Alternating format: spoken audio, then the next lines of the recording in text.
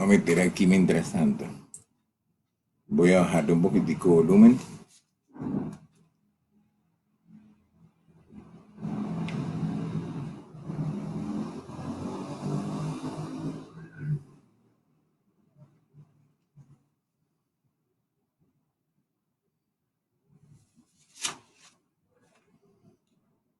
Maestro Silvio Terranova Arce. Y le ha ido bien, ¿no? Sí, muy bien, William, gracias.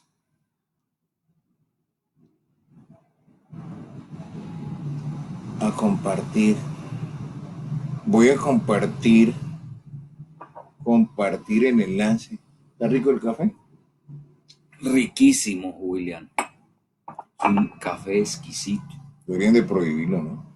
Que fuera No tan... diga eso porque No, nos lo no, decretan. no, lo digo por molestar, Nos lo que decretan y el café es muy delicioso. El café es delicioso. Lástima, lástima a veces el que nos queda en la ocheta. ese es el que hace falta. Ese es el que hace falta, sí.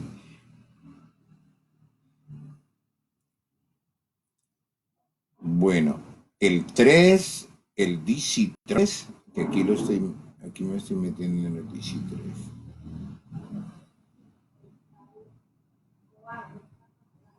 Mientras tanto, damos tiempito o tiempo que las personas que deseen se conecten voluntariamente, ¿no?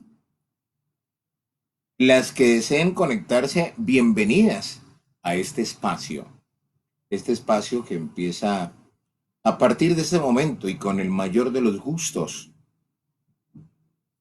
Platón lo dijo en un momento, ¿no? Nadie más odiado que el que dice la verdad, ¿no? Claro.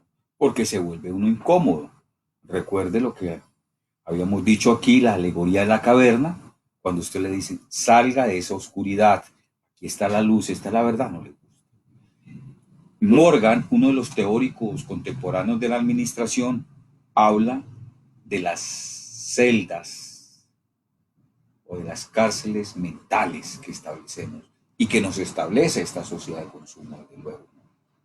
Sí. No nos Como permiten pensar. Morgan, ¿no? Morgan. Un teórico de la administración.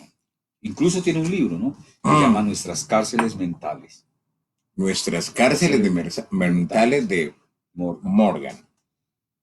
Véanlos, vean. Ahí están, vean.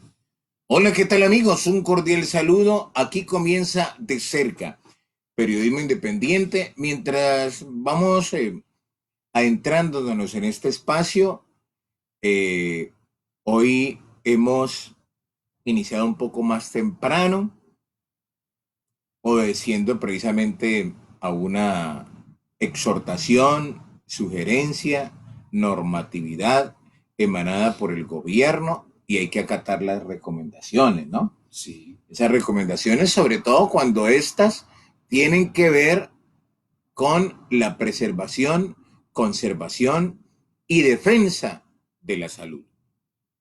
Cuando está en riesgo la salud o cuando está en vilo la salud. Muchísimas gracias por estar con nosotros, por compartir con nosotros y por permitir llegar al lugar donde se encuentran en estos momentos a través de el Facebook y a través de el canal YouTube, donde se pueden suscribir gratis. Y no duele, ¿no? No cuesta y no duele. No cuesta y no duele. Pero como dicen las pautas publicitarias de los circos, y luego no digan que no les advertimos, ¿no? Sí.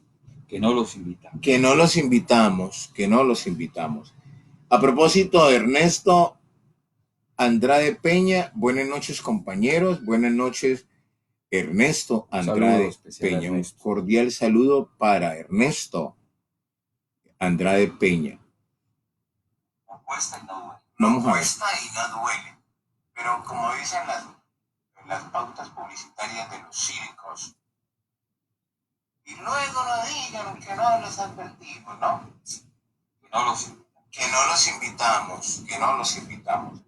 A propósito de Ernesto, lo que pasa es que quiero constatar de que estamos saliendo en audio porque estamos mirando el software instalado allí en el tema para para decir las cosas como tienen que ser y como deben ser a propósito. Pues aquí comienza De Cerca, periodismo independiente, originando desde la hermosa ciudad señora de Colombia, la ciudad de Guadalajara de Buga. Un cordial saludo para Diana Marcela Londoño. Mil y mil gracias para Diana Marcela, para Ernesto Andrade Peña, para todos los amigos que a esta hora empiezan a conectarse. Cordial saludo para todos los amigos que nos ven por este canal, del canal YouTube y también del Facebook. Mil gracias, de verdad. Yo soy William Vianney Solano. Carmelita Arango Rojas, buenas noches, todo funcionando bien. Gracias, mil gracias. A mí me llaman William Vianney Solano, soy defensor de derechos humanos, periodista de la Red Independiente, docente, pero quiero subrayar algo. El periodismo, la gran mayoría de las veces se hace odiar. El buen periodismo. El periodismo que a toda hora están aplaudiéndole porque es bueno, sacudiéndole el saco al gobernante, ese sí deja mucho que desear. Pero que reciba uno ataques por decir la verdad y por denunciar la corrupción, esos ataques se convierten en elogios para uno, en reconocimientos. Claro. Daniel Coronel lo dijo, en América Latina y sobre todo en Colombia, uno de los mayores referentes para determinar que se está haciendo la tarea del periodismo son las amenazas que recibimos casi a diario, por decir la verdad. Yo no estoy para complacer al gobierno ni a los políticos de turno, a nadie. Esa no es la función. Los medios de comunicación no somos emisoras de complacencias, ni club amigos del gobernante. Tampoco somos enemigos, ni más faltaba. Estamos llamados para darle a conocer a la opinión pública lo que a propósito el poder quiere que no se conozca. Y aquí estamos. Gracias, pescador Lorena.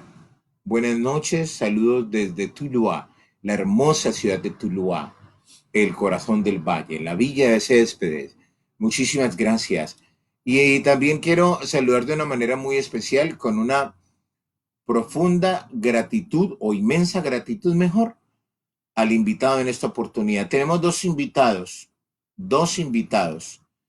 Joseph Eugene Stingles, que ese es uno de los invitados, Joseph Eugene Stingles, y el maestro Silvio Terranova Arce, a quien le damos un cordial saludo. Muchísimas Gracias por haber aceptado esta noches, invitación, ¿no? A propósito del tema que usted acaba de plantear, hagamos un introito aquí. Okay. En este texto tan bello de Joseph Stiglitz, El malestar en la globalización, en la página 29, mire lo que nos dice de los periodistas y de las redes independientes de periodismo. Ese periodista que ayuda a construir democracia. A propósito de lo planteado por usted, mire estas palabras tan bellas de Joseph Stiglitz. Siempre he creído que una prensa activa y libre es un freno fundamental contra los abusos y es necesaria para la democracia, y muchos de los informadores que traté con regularidad se dedicaban a esta misión. El verdadero periodista libre construye, se vuelve odioso, claro, odioso frente a ese poder que se encarna al interior de las sociedades para corromperlas. Si no, preguntémosle al innombrable, ¿no? ¿Qué ha hecho? Ahora justamente no hace mucho que la verdad no me ofende, aunque me agredan. Porque una cosa es que a uno lo agredan y otra cosa es que a uno lo ofendan, ¿no? Sí, claro. Uno verá si se ofende, ¿no? Si se dejó ofender. Claro. Eso es como tirarle uno piedras al sol. El sol nos inmuta, no deja de alumbrar. Pero algunas personas, ahora justamente una dama, que yo no la conozco, tampoco me interesa conocerla, pero no sea antipático, ¿por qué dice tal cosa? Porque va a llegar el momento en que uno, como periodista no puede hablar. Es triste que empecemos a instalar y estamos señalando tristemente a veces al gobierno, ¿no? Pero eso sí, nosotros tomamos también la actitud de censurar al que habla, al que da su opinión, al que la comenta. Porque yo me imagino, es decir, lo digo con mucho respeto, yo soy buen periodista y me aplauden algunos políticos ¡bravo! Cuando les toco Contrincante. a los contrincantes, sí. Pero cuando les toca a ellos se enojan, ¿no? Eso, cuando Se los toca a irritan. ellos, sí, ya vas a hablar vos que... Ah, ahí sí no soy buen periodista, ¿no?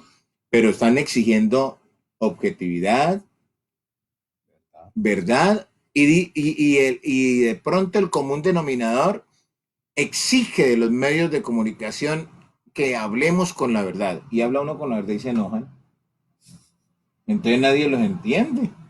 Nadie los entiende. Delicioso el café. Aquí comienza de cerca y como los miércoles es habitual, pero esto más que un tono habitual y más que una costumbre, se ha convertido en un anhelo del corazón, de muchos amigos, conectarse a través de esta frecuencia, a través de este Facebook. Estamos muy agradecidos con el Facebook y con el canal YouTube porque podemos llegar a través de estas dos redes sociales hasta donde están ustedes en estos momentos. En esta oportunidad, Joseph Stiglitz, ¿no? Joseph Eugene Stiglitz, que nació en Gary, Indiana, el 9 de febrero de 1943, es un economista y profesor estadounidense. Recibió la medalla John Bates Clark en 1979 y fue laureado con el premio del Banco de Suecia en Ciencias Económicas en memoria de Alfred Nobel en 2001. Todos tenemos la sensación, todos tenemos la sensación de que el sistema económico se inclina a favor de las grandes empresas. Unas pocas corporaciones dominan sectores enteros. La industria financiera regula la economía a su antojo. Los gobiernos negocian acuerdos comerciales que en absoluto benefician a los intereses de los ciudadanos. Y las tecnologías custodian celosamente una ingente cantidad de datos personales sin supervisión y trafican con ellos, tristemente.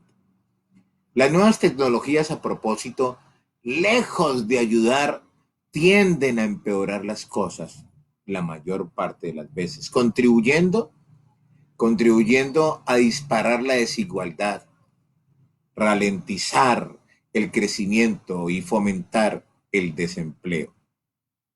Esta es una de las premisas del invitado a propósito en esta oportunidad, Stigler, Joseph.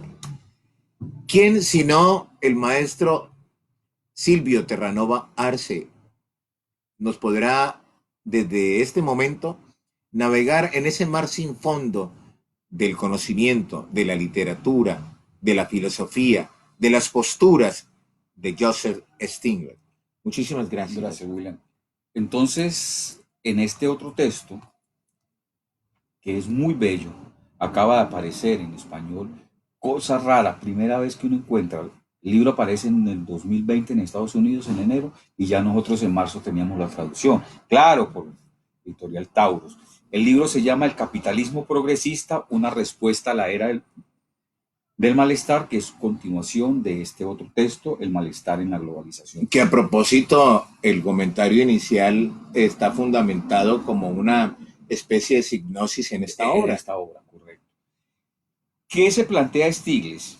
Bueno, él dice, el mercado a través del proceso de la globalización ha entrado en crisis. Y ha entrado en crisis porque la globalización ha sido un fenómeno devastador en algunos momentos en que esa globalización no tiene rostro humano. Él dice, la globalización no se puede detener. El mercado no es la panacea, pero el mercado debe permitir que todos tengan un ingreso justo y proporcional.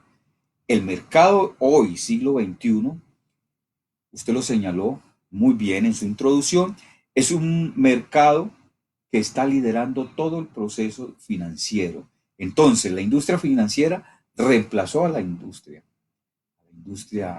metalmecánica y a la industria eléctrica.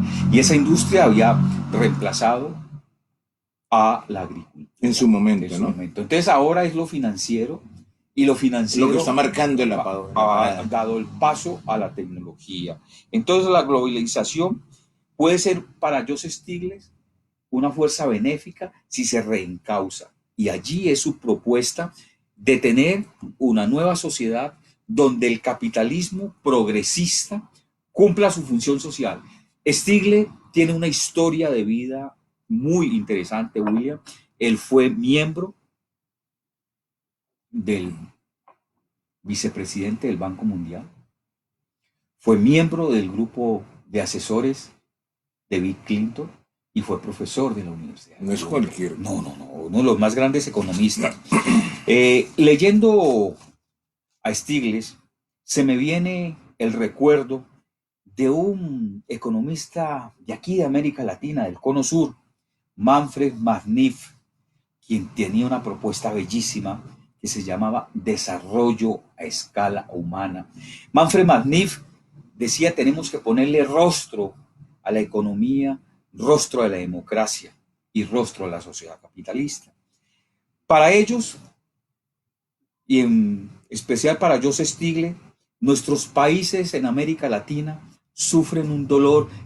Mire, lo paradójico, el Fondo Monetario Internacional y el Banco Mundial en sus políticas decían: los países tienen que sufrir para poder progresar, como nos está pasando, ¿no? Nos castigan por una enfermedad, entonces tenemos que irnos a Nos tiraron al lago del cocodrilo, ¿no? Exacto. Entonces dice que esos organismos multilaterales no tienen unas reglas justas, y al no ser justas, entonces son unas reglas que no tienen un fundamento en la ética. William, desde que iniciamos estos programas a partir de mediados de enero, hemos venido hablando de la ética, y es lo que nos interesa dejar al interior de nuestra sociedad bugueña, vallecaucana, colombiana, y a todos los que nos ven. ¿Y por qué estas reglas del Fondo Monetario y de los organismos multilaterales no se fundamentan en principios éticos? Por una razón muy clara, y esto lo plantea Stiglitz: los pobres cada día son más pobres y los ricos cada día son más ricos. Pero Stiglitz tiene un dato impresionante: solamente el 1% de la población mundial es la que se beneficia de estas riquezas del proceso global y del proceso capitalista. Entonces, dice Stiglitz, esa relación entre pobres y poderosos hay que reinventarla, hay que replantearla, y hay que replantearla para que tengamos una sociedad decente, donde la decencia y la justicia social sean la base fundamental del desarrollo de la sociedad. William, el texto del malestar en la globalización está dividido en 9 capítulos. El primer capítulo se titula Las promesas de las instituciones globales. Segundo, las promesas rotas. Y aquí Stiglitz hace un análisis de Etiopía y esa lucha que se dio entre el poder etíope para superar la pobreza, pero que al final los lleva a que todo el pueblo se hunda en la miseria. El tercero, dice Joseph Stiglitz, la globalización nos ha permitido plantearnos algunos aspectos. Privatizamos los servicios públicos, privatizamos lo público con el cuentico de que lo privado es eficiente, y es mentiras. Y liberamos. Y que hay mucha corrupción en lo público. Claro, ¿no? Ellos mismos lo reconocen, claro, ¿no? Y lo privado. Joseph Stiglitz, en este texto, El capitalismo progresista, hace un análisis muy serio. Usted recuerda que por allá en el año 2003 al 2005, las grandes empresas norteamericanas de auditoría como la Enron entraron en crisis porque hacían dobles balances, le mentían a la sociedad. Se pegaron un tiro ellas mismas, ¿no? Claro. El cuarto capítulo se titula La crisis del este asiático y cómo el Fondo Monetario no fue capaz de visualizar esa crisis que se venía y antes ayudó a que esa crisis se ahondara. El quinto capítulo, él se pregunta quién perdió a Rusia. en esa disputa entre Estados Unidos, China. ¿Sí? Sexto, las leyes comerciales injustas y otros agravios. El séptimo, los mejores caminos hacia el mercado. El octavo, la otra agenda del Fondo Monetario. Y el capítulo noveno, el camino al futuro. Intereses, ideología, gobernanza y transparencia. Estos 9 capítulos, William, en resumen, tienen una postura muy seria y profunda de parte de Joseph Stiglitz cuando él dice, miren, los países verdaderamente democráticos son aquellos que tienen una buena gobernanza. ¿Qué es una buena gobernanza, William? Que tienen unos principios por medio de los cuales se rigen y esos principios les permiten, William, hacer una distribución de las ganancias entre todos. Pero aquí no. En los años 70, 80 y 90, el hombre más rico del país, Carlos Ardila Lule y Julio Mario Santo Domingo. A partir del 2000 ya no son ellos, que son los industriales. Ahora es el del sector financiero, el dueño del grupo Aval. Luis Carlos Sarmiento Angulo. ¿Sí? Entonces, cada día son mayores las ganancias a través de la explotación y a través de los altos intereses, ¿no? ¿Qué conclusión, en cierta forma, o cómo podría conceptuarse el resultado que deja claro el tema de Joseph Stiglitz justamente en la convergencia de estos nuevos capítulos de ese libro? Stiglitz nos dice... Contra el neoliberalismo. Sí, claro, como un fracaso, exacto. ¿No? Él dice, eso que es global, que afecta a lo local, hagámosle una resistencia. Hagámosle, pero no una resistencia pasiva, sino una resistencia activa. Y lo lindo de Stiglitz es que él termina concluyendo algo que lo ha venido diciendo muchos pensadores, incluso a partir de Marx. Claro, Marx no le tocó el análisis de la sociedad capitalista del siglo XXI, ni el modelo globalizante, ni el neoliberalismo, pero a Marx le tocó la empresa capitalista de Europa, de finales del siglo XIX. ¿A qué nos lleva esto Stiglitz? Él dice, es posible recomponer esas relaciones de poder, esas relaciones en las cuales el que tiene y se apropia de la riqueza reinvierta. Nosotros aquí en el Valle tenemos un ejemplo de alguien que fue alcalde de Cali hasta diciembre 31, el señor Armitage. Él cada año hace una reinversión de sus ganancias con sus obreros, con sus empleados. Y él no es un socialista, un comunista, no, es un hombre que sabe que su empresa capitalista funciona mejor, ¿no? Claro, que su empresa capitalista va a funcionar mejor porque tiene una motivación en sus empleados, en sus obreros, ¿cierto? William, cuando usted me pregunta esto, de qué impacto puede tener esto de la globalización a través de la propuesta de Stiglitz, llevémoslo pues al campo de nosotros, al ejercicio de la docencia, porque usted también lo hace en algunas instituciones no formales. Yo me preguntaría como docente, y le hago esta pregunta a todos los docentes, ¿qué tipo de sujeto estamos formando? ¿Y qué tipo de sujeto queremos formar? ¿Qué tipo de sociedad queremos y qué tipo de sociedad tenemos en el momento actual? Entonces, la sociedad que tenemos está permeada por todo ese proceso globalizante y ese modelo neoliberal en el campo económico. Debemos de hacernos otra pregunta, William.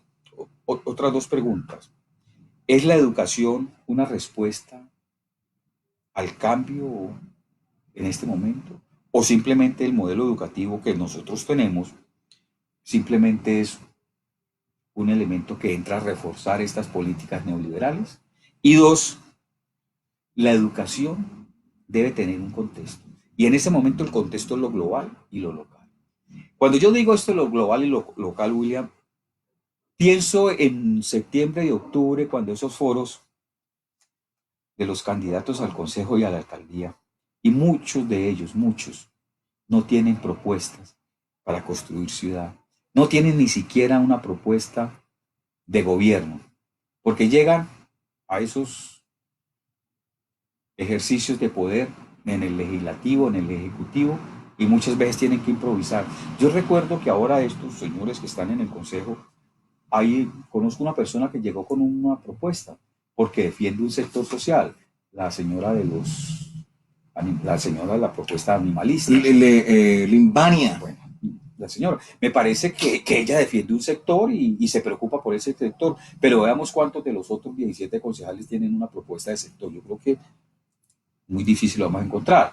Y lo mismo lo ve uno a nivel de nuestros gobernantes locales, regionales, nacionales y estos congresistas. Preguntémosle qué tipo de proyecto defienden, qué sector social eh, están interesados. Hay unos que se camuflan diciendo que van a defender la educación y son los que más daño le han hecho a la educación, ¿no? ¿Sí? Es que no hay algo más contradictorio que algunos, como lo dijo eh, Mahatma Gandhi, con el tema de hablar de los, a propósito, ¿no? Hacer un pequeño paréntesis allí. Cuando hablaba de los cristianos, admiro muchísimo a Jesucristo, dijo Mahatma Gandhi. Los que no me convencen son los cristianos, pero admiro muchísimo a Jesucristo. Los únicos que no me convencen a mí son los cristianos, porque ustedes dicen cosas maravillosas, pero no las cumplen, no las hacen. Y si no las hacen, debe ser hartísimo ser cristiano. Por eso a mí no me vengan a meter en eso. Y también de ahí nace ese, o de ahí no, pero también se ajusta a ese proverbio árabe de lo de las piedras. ¿Se acuerda cuando se estaba sentado en la ribera de un río y me puse a mirar dentro del agua y vi que todas las piedras que habían en el interior estaban completamente mojadas? Pues claro, metí la mano, saqué una y claro, efectivamente estaba completamente mojada. La partí, pero vi que su interior estaba completamente seco. Y dice el proverbio árabe, así pasa con algunos hombres. Viven inmersos en política, en religiones, en una cosa, en la otra, pero lo que profesan no vive inmerso en ellos. Y el problema no está en la política ni en la religión, sino en la dureza de sus corazones, ¿no? O sea que eso es profundo. O sea que dicen cosas pero no las practican ni las aplican. Y en esta oportunidad, permítame, maestro Silvio, también quiero saludar a Ricardo Antonio Palacios Quiroz. Un saludo muy especial al gran maestro Silvio Terranova y al gran amigo y periodista independiente William Biney. William Vianney. Saludes. Muchísimas Ricardo, gracias, creo que anda Ricardo, por Panamá. Él dice, un abrazo para usted, apreciado amigo. Gracias, Ricardo. Ernesto Andrade Peña, Ricardo, saludos y abrazo. Un tema súper interesante, amigos, y grandioso enfoque. Muchas felicidades, que muchísimas gracias. Pues sí, señor, porque estamos hablando, el invitado que no se ve, pero que se siente, es Joseph Stiglitz, Premio Nobel de Economía, quien insiste en que aunque no nos lo parezca, pues tenemos el poder de reconstruir los cimientos del capitalismo. Como comentario, en Estados Unidos, incluso, usted me hace acordar, maestro, ahora que hablaba de las contiendas electorales.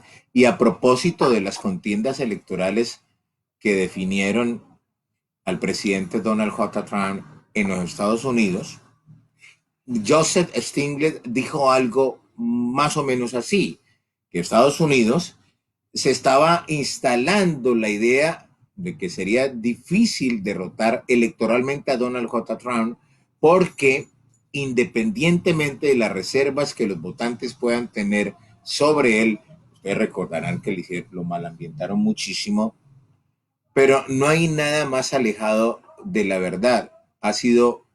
Eh, ha sido siempre Donald J. Trump eh, amigo de la economía estadounidense. Y eso lo catapultó en cierta forma, ¿no? Por eso lo aplaudieron allá. Él es nuestro invitado en esta oportunidad, quien ha tenido una postura clara, precisa y concisa durante eh, la permanencia, ¿no? Y sus manifestaciones literarias y de obras que a propósito, junto con el maestro Silvio Terranova, estamos presentando. Retomemos un pensador nuestro, del cual hablamos hace un mes acá, y de un libro que se llama Educación y Democracia, maestros Stanislaw Zuleta. Entonces, cuando yo hago estas referencias a la educación, tengo como mira a Stanislaw. Stanislaw decía, la educación debe desarrollarse y ejercerse con un alto compromiso ético, ¿no? Entonces, con un compromiso con el conocimiento, pero también un compromiso con la formación disciplinar de cada docente. En primera instancia, un segundo momento, una gran formación epistemológica, es decir, una gran formación científica, que esto ya lo hemos recalcado, y tercero, una gran formación pedagógica y didáctica. Estos tres elementos, entonces lo disciplinar, lo epistemológico, lo didáctico y lo pedagógico, permitirían replantear el modelo de educación y a la vez presentarle a la sociedad cómo lo que estamos viviendo a través de ese proceso globalizante y neoliberal no es la mejor alternativa para el desarrollo de lo humano. Sí, señor. Yo en parte diría, maestro Silvio, que a lo sumo esa no es como la postura enfática en todo lo que Joseph Stiglitz presenta en estos nuevos capítulos, que ha sido un fiasco el neoliberalismo. Es que el neoliberalismo nos prometió que nos iba a sacar del estado de postración económica y antes al contrario nos ha hecho mucho más pobres. Claro. Uno ve la clase media cada día ahogada, quienes tenemos un salario y afortunadamente ejercemos. Esa propuesta no dio resultado. No. Y eso es lo que plantea Joseph Stiglitz. Entonces, superemos esto y el modelo neoliberal, no digamos que el mercado es lo perfecto. A propósito, cuando hablo de mercado, habría que hablar también de la balanza de pagos. Nosotros tenemos un economista colombiano brillantísimo, que es el profesor Eduardo Sarmiento Palacio, que escribe los domingos una columna en el diario El Espectador. El maestro Sarmiento Palacios nos viene diciendo, ojo, Colombia tiene un déficit en la balanza de pagos, en su balanza comercial. Entonces esos procesos de la macroeconomía, de la microeconomía, en vez de beneficiar, están llevando cada día más a la pobreza. Entonces, tengamos en cuenta algo, William. Esa resistencia activa que hay que hacerle a la globalización, comencemos a hacer desde la educación. Comencemos a hacer desde nuestros proyectos educativos institucionales, los cuales merecen revisión. Ayer me llamaba un rector de una universidad de la región y hablábamos un rato y me decía, Silvio, esa propuesta tuya de revisar los PEI, la semana pasada estuvimos en una reunión en el ministerio y nos hablaban de la importancia de la revisión y la adecuación de los PEI. Lo que y, me decía, y me decía el tipo, me acordaba de ti. Bueno, pero fíjese, William, que nosotros que trabajamos, por ejemplo, en educación media, estamos inmersos en el proceso, y eso lo he dicho muchas veces, de la jornada única. Entonces la jornada única también necesita ser confrontada, ser analizada y ser estudiada a profundidad, a ver si cumple o no está cumpliendo con las funciones que se establecieron a partir de la propuesta de la Ley 115 de 1994. Entonces, Joseph Stiglitz nos lleva, William, a que nos planteemos, por ejemplo, en la educación, esa relación entre lo global y lo local. También, William, en los currículos universitarios y los mismos currículos de 10 y 11 en el bachillerato, ¿por qué no se habla de lo que es la inteligencia artificial? En las universidades, las cátedras de epistemología, sí, muchos llegan hasta Tomás Kuhn, pero no se conocen los nuevos planteamientos epistémicos contemporáneos, por ejemplo, del siglo XXI. Nuestros PEI no tienen una sólida fundamentación epistemológica, tanto en el bachillerato como en la universidad, ¿sí? Finalmente, William, digamos, con el maestro Sarmiento Palacio lo siguiente: no existe otra variable que esté tan relacionada con el sistema económico como el crecimiento económico. Los países tienden a operar con déficit. Ustedes me dirán, ¿pero qué tiene que eso ver con la educación? Pues hombre, William, nuestra educación es una educación que no recibe digamos, los aportes suficientes del Estado, aunque en los últimos años, el gobierno Santos le dio al inicio una buena parte del presupuesto, pero vuelven a irlo mermando.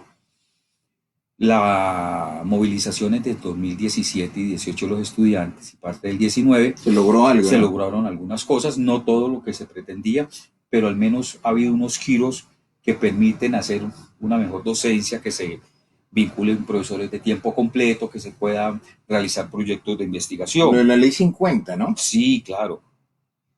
Yo diría que, La reforma, la ley claro, 50. en términos del maestro Eduardo Sarmiento, Palacio del Mercado no está en capacidad de impulsar el crecimiento económico.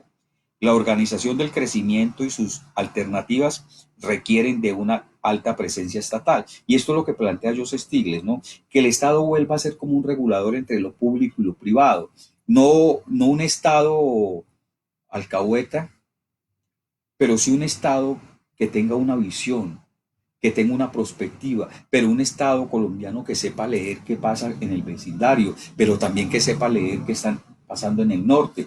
Por eso Boaventura de Sousa Santos, en un libro magistral que se llama Las Epistemes del Sur, nos dice que hay múltiples globalizaciones y Joseph Stiglitz también lo plantea. Hay la globalización de la cultura, de la educación, del deporte, de la información. Pues mire que esto, el coronavirus, esta corona del virus, como nos tiene, ¿no? En todos los países, en algunos han sido serios para tratar de contenerlo, otros menos serios y otros que ni siquiera se han interesado en esto. Por aquí hay un loco en Centroamérica que está diciendo, pues todos los que quieran venirse para mi país que se vengan. Por Dios, hombre, falta de sensatez, ¿no? A Sí, propósito, de- sí me gustaría como que su merced me diera conceptuar un poquitico, no sobre el tema en especial, sino sobre su óptica.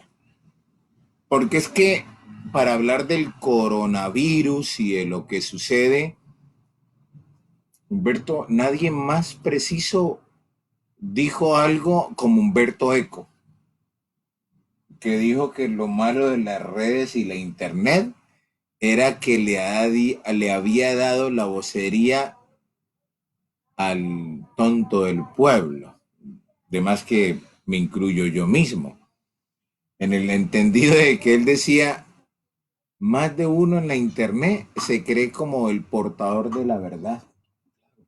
Y van saliendo a ir diciendo cosas sin sin argumentos, sin fundamento, claro. fundamentos, sin academia, sin profesionalismo, sino lo que nos plazca, ¿no?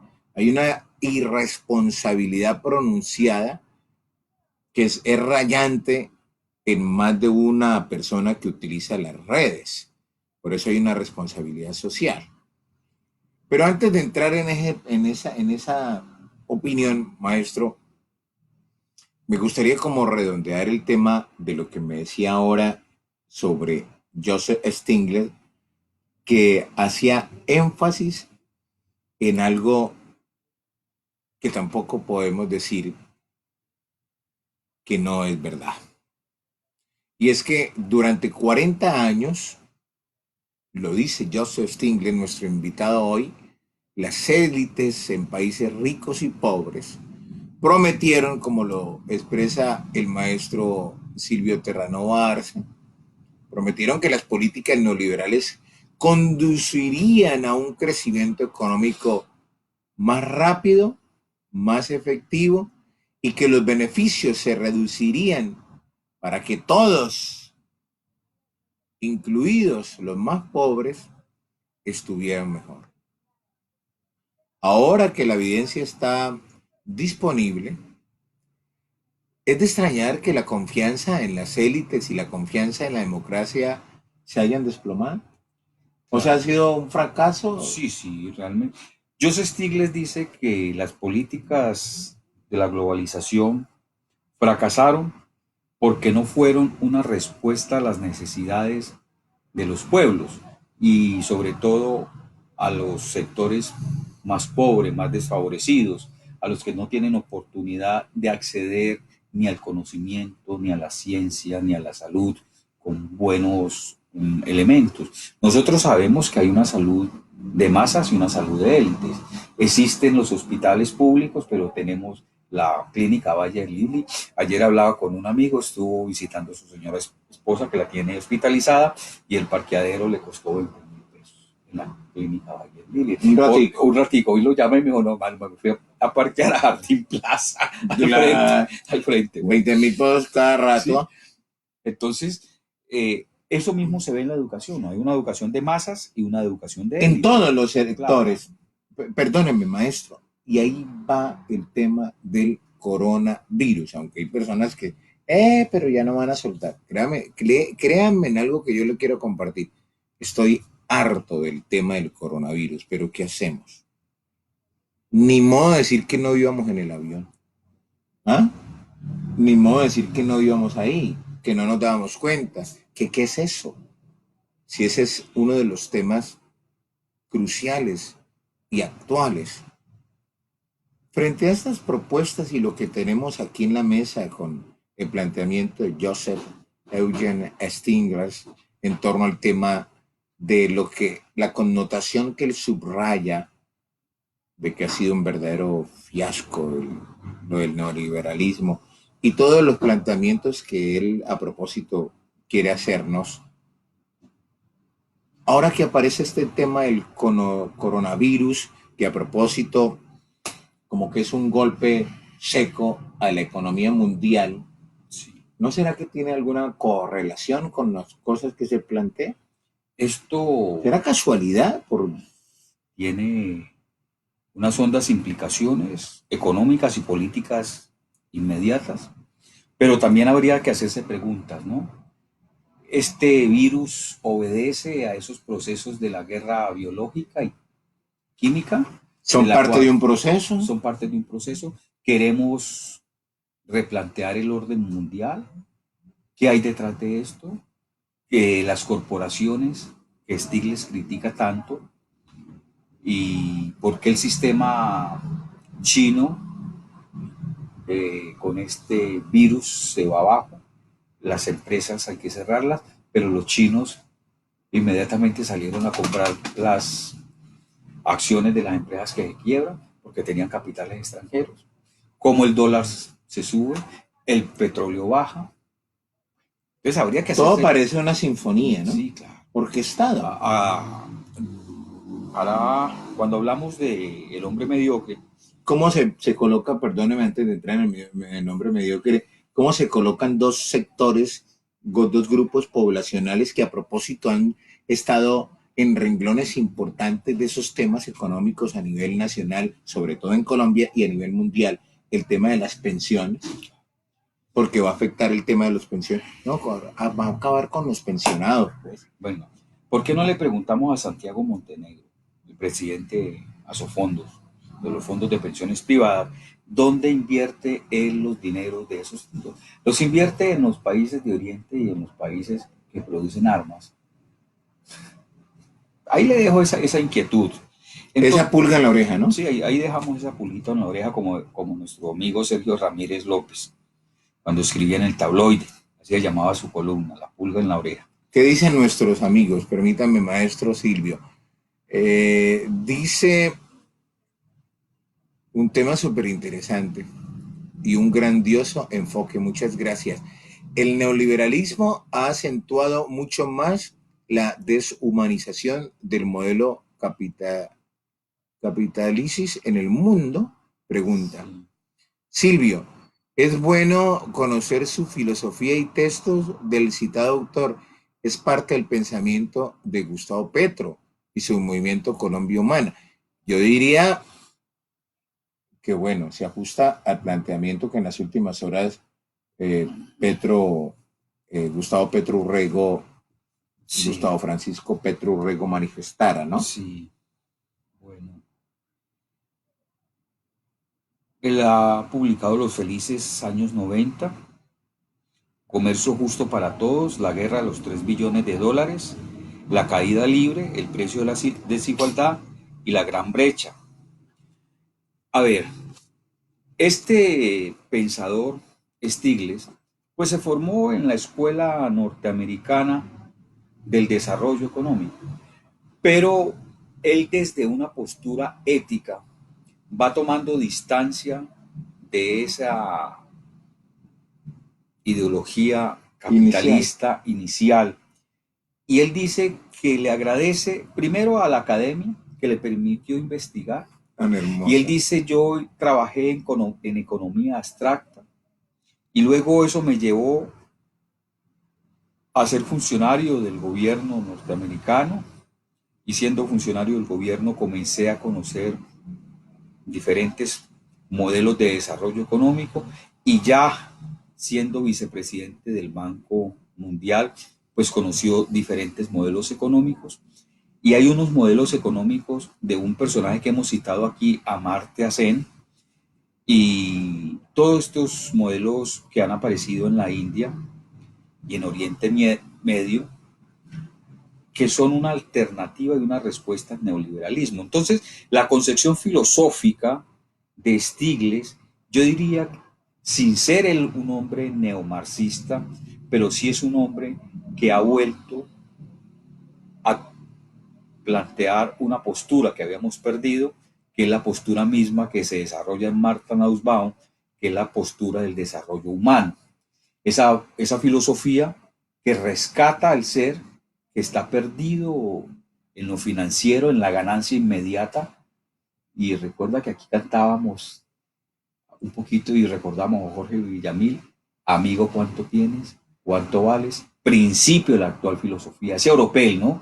Ese oropel universal, ese oropel que nos ha quitado... Ese brillo en que se da. Exacto, que nos ha quitado nuestra proyección como personas, es lo que Stiglitz quiere superar. Entonces yo diría que la postura de Stiglitz es una postura de una filosofía de corte humanista que se está oponiendo, como él dice aquí, para darle respuesta a Ernesto. Él dice así: escribo este libro porque en el Banco Mundial comprobé de primera mano el efecto devastador de la globalización y cómo ésta puede impactar el desarrollo, especialmente sobre los pobres de los países. Entonces, lo interesante de Joseph Stiglitz es que él tiene una postura ética, miren, siendo el economista más importante, siendo premio Nobel de Economía en el año 2001, es capaz de... Y aquí, al final de este libro, él casi que se arrepiente de haber trabajado en esos fondos. De haber formado parte. De haber hecho parte. Pero él se abrió, ¿no? Pero claro, lo lindo de él es que toma distancia, ¿sí? Eso, la distancia que toma. Dice así: lo común ha sido criticar los subsidios como un despilfarro de dinero, una violación a los principios del mercado libre, algo dañino para el medio ambiente, que beneficia fundamentalmente a ricos agricultores corporativos y no a los pequeños pobres que supuestamente debía estar esa ayuda orientada. Pero estas quejas se han añadido una todavía más convincente: aumentar la oferta de bienes subvencionados, las ganancias de las acaudaladas empresas agrícolas estadounidenses se obtienen a expensas de los pobres más pobres del mundo. Entonces, mire este hombre, dice, este modelo globalizante y neoliberal, eso que nos prometió es falso. Eso que yo planteé del desarrollo de los mercados, del equilibrio de los mercados, es mentira. Entonces toma distancia, se arrepiente de lo que hizo. Claro. Me hace ir a un cuento de León Tolstoy, ¿sí? Que se llama La muerte de Iván Ilich.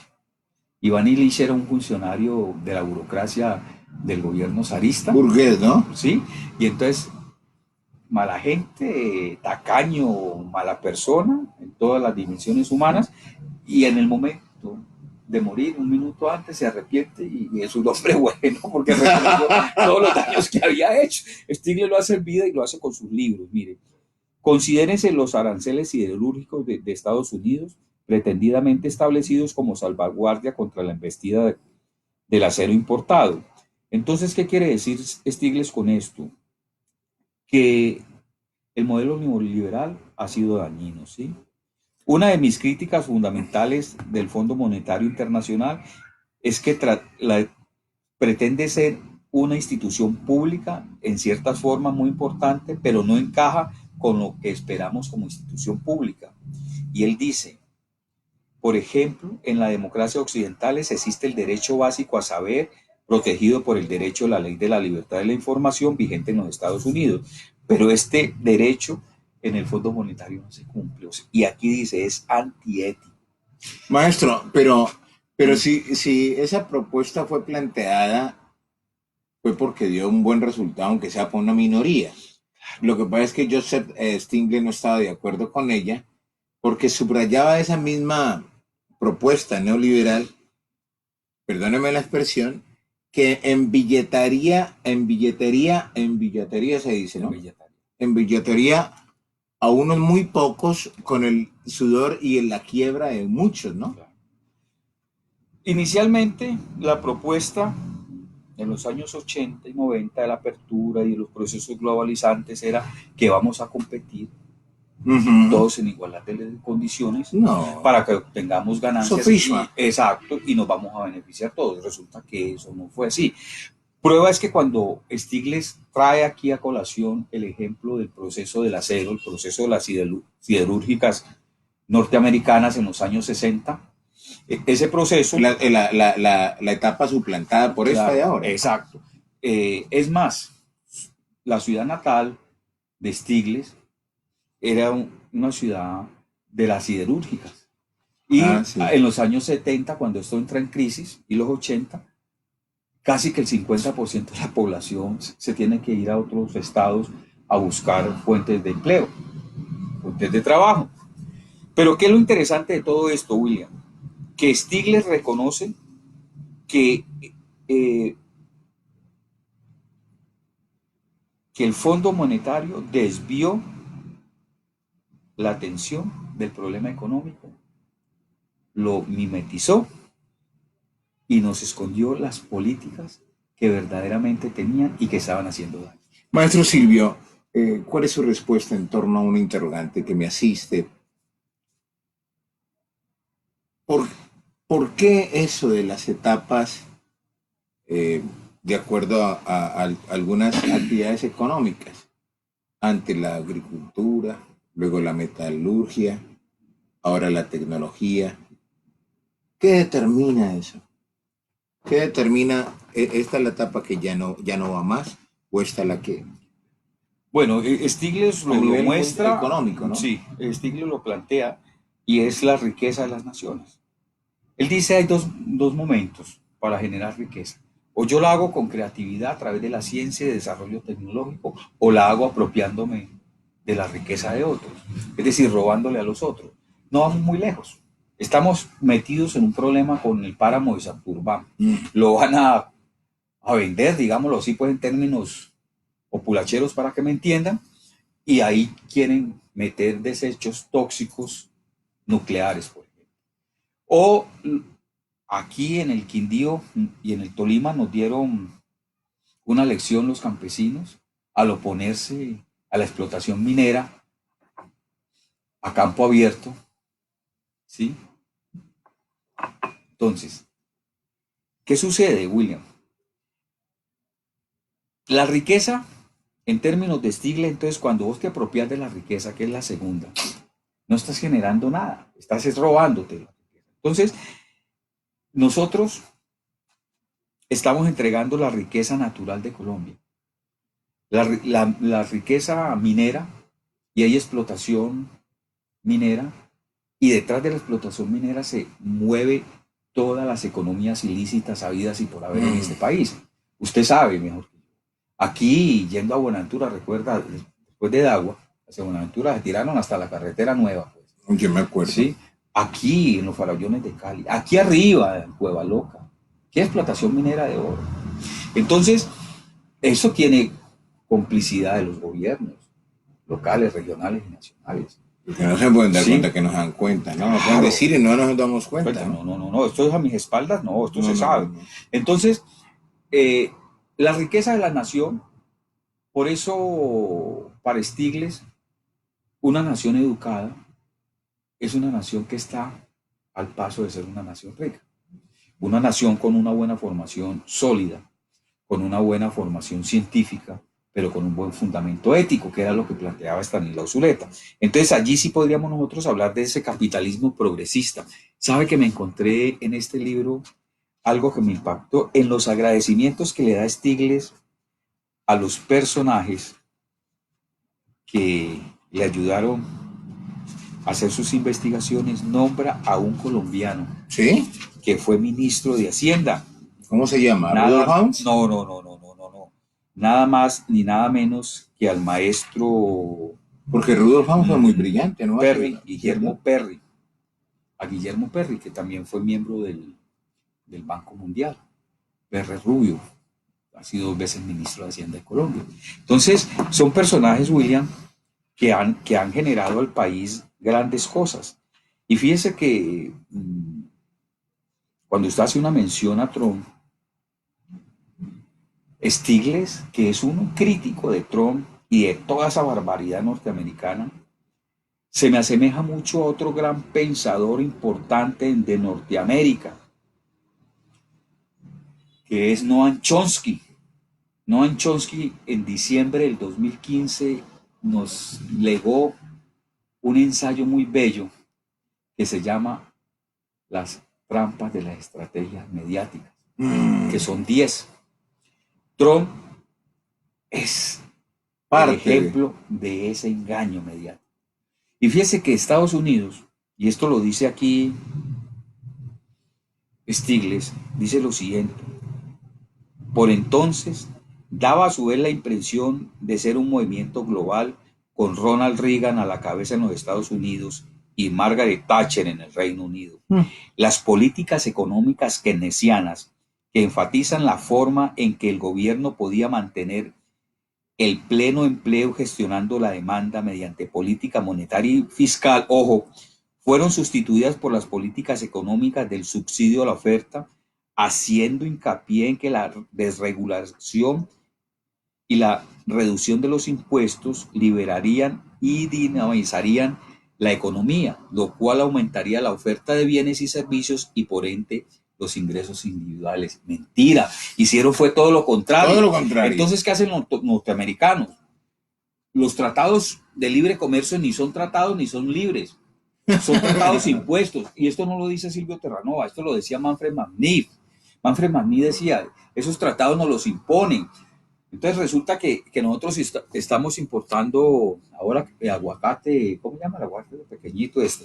Mantequilla, ese aguacatico pequeño en Europa y Estados Unidos. Sí. Pero resulta que a los agricultores nuestros, los abonos, el cultivo, el transporte y todos los procesos por cosecha nos cuesta muchísimo. Pero los Estados Unidos a sus agricultores los subsidia. Esa es la gran diferencia. Claro. Entonces, una de las tantas. El agricultor norteamericano no tiene deudas bancarias. Nuestros agricultores a duras penas pueden sobrevivir con lo poco que deja la producción. ¿Sí?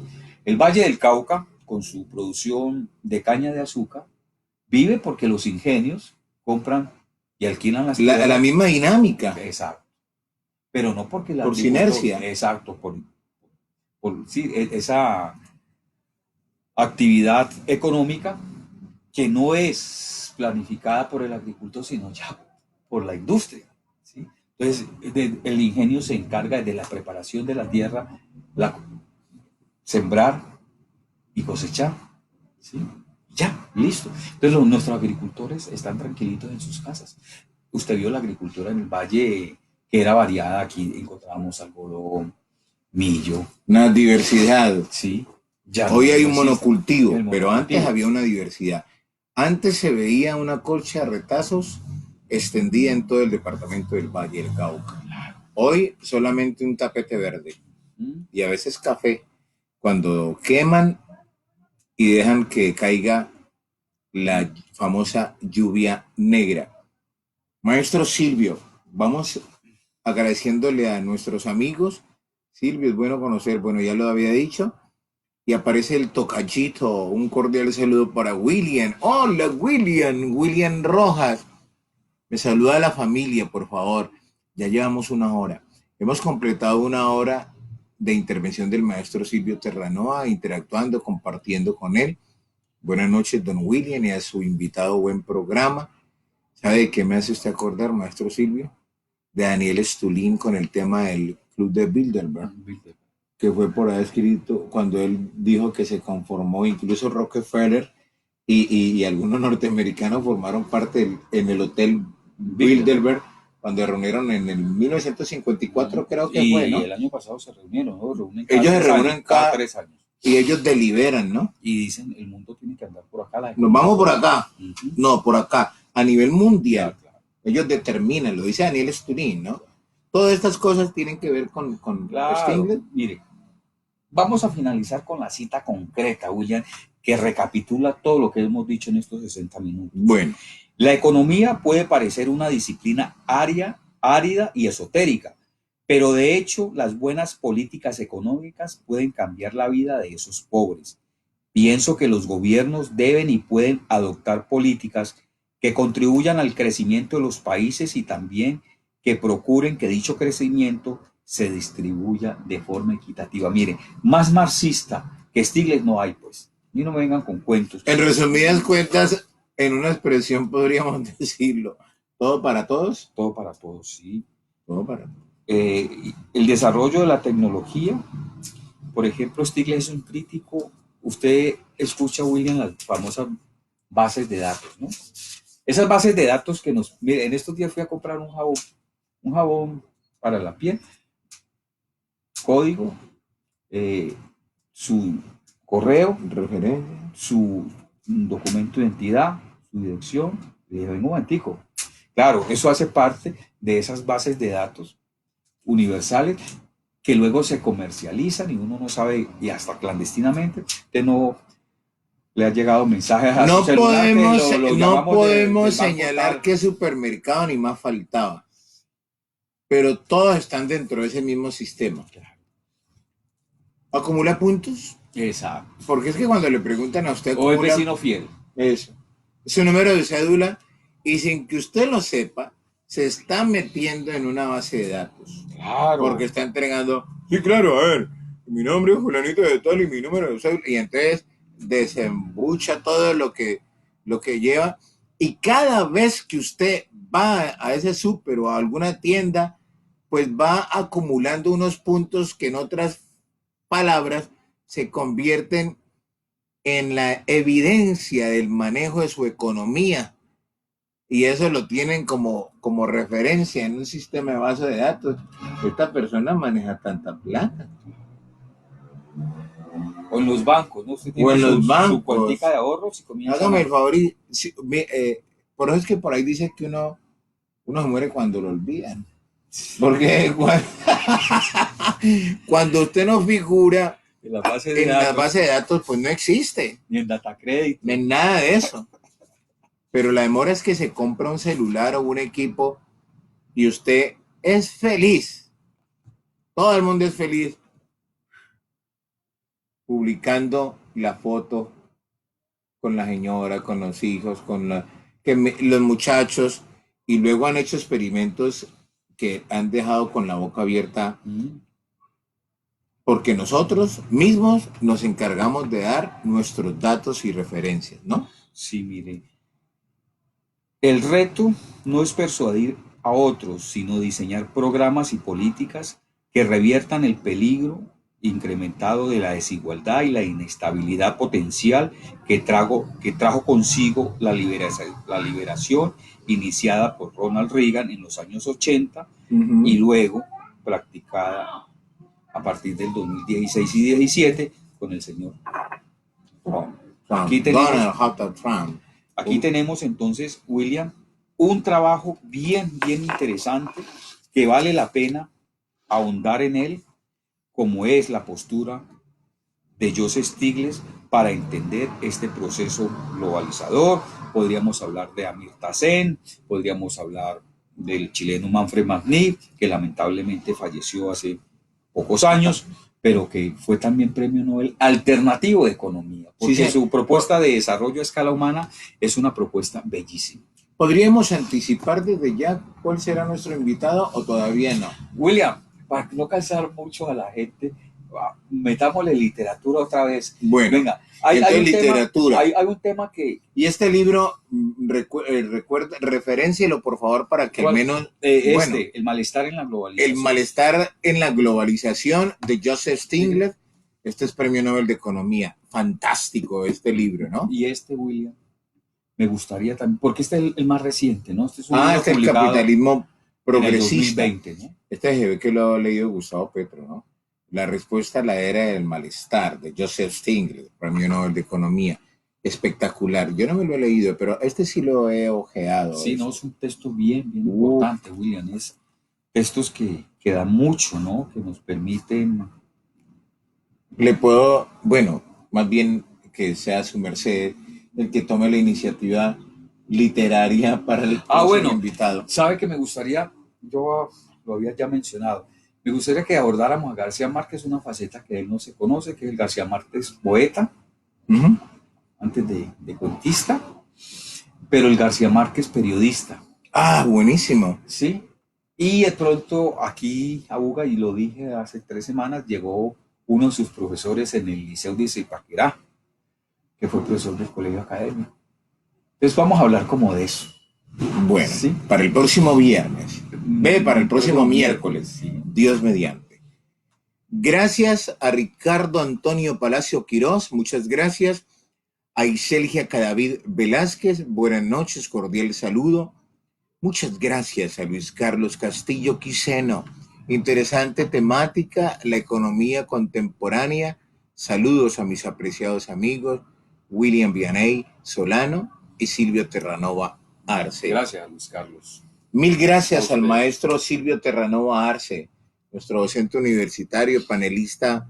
Esperamos que siga por mucho tiempo dándonos todo ese abundante conocimiento que trae enriquecidamente cada miércoles a este espacio de cerca, periodismo independiente.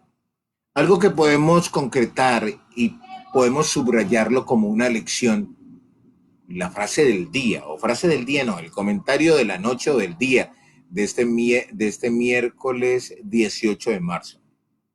Y es algo que dejó claro Joseph Stiglitz. No creas que yo valgo por lo que tengo en mis bolsillos. Yo valgo por lo que soy. El valor del ser humano no lo determina su economía particular. Nadie vale por lo que tiene. Usted no vale por lo que tiene. Usted vale por lo que es como ser humano, como persona. Hay gente que vale poco porque no es nada. Hay gente que vale muchísimo porque lo es todo. Pero no lo determina lo que tenga en su billetera o en sus bolsillos. Porque si eso se tratara de determinar quién tiene y quién no tiene, yo conozco gente sumamente tan pobre que lo único que tiene es plata.